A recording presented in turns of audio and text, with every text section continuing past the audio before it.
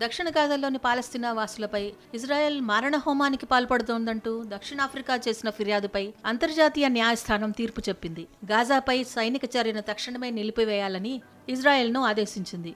గాజాకు మానవతా సాయం అందేలా ఈజిప్ట్ గాజా సరిహద్దును కూడా తెరవాలని పేర్కొంది. గాజాలో ఇజ్రాయెల్ నరమేధానికి పాల్పడుతోందని ఆరోపిస్తూ దక్షిణాఫ్రికా వేసిన పిటిషన్పై శుక్రవారం 15 మంది న్యాయమూర్తుల ఐసీజే ధర్మాసనం మధ్యంతర ఉత్తర్వులు జారీ చేసింది.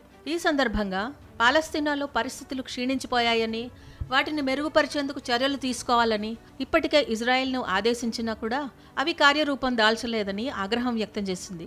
రఫా ప్రభుత్వానికి ఆటంకం కలిగేలా ఇజ్రాయెల్ ఎలాంటి నిర్ణయాలు తీసుకోరాదని అంతర్జాతీయ న్యాయస్థానం ఆదేశించింది. మానవతా దృక్పథంతో ఈజిప్ట్ గాజా సరిహద్దును కూడా తెరవాలని, అలాగే దీని పురోగతిపై నెల రోజుల్లోగా నివేదిక ఇవ్వాలని అంది.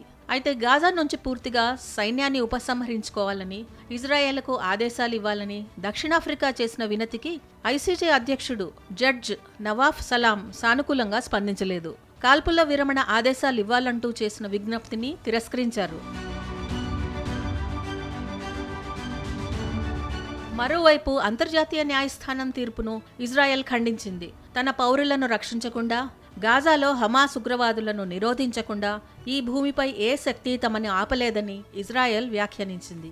ఇజ్రాయెల్ ప్రధాని బెంజమిన్ నెతన్యాహుతో పాటు హమాస్ నేతలపై అరెస్ట్ వారెంట్ జారీ చేయాలని ఐసీసీ చీఫ్ చేసిన అభ్యర్థనలకు యుఎస్ సెనేటర్ బెర్నీ శాండర్స్ మద్దతు ఇచ్చారు.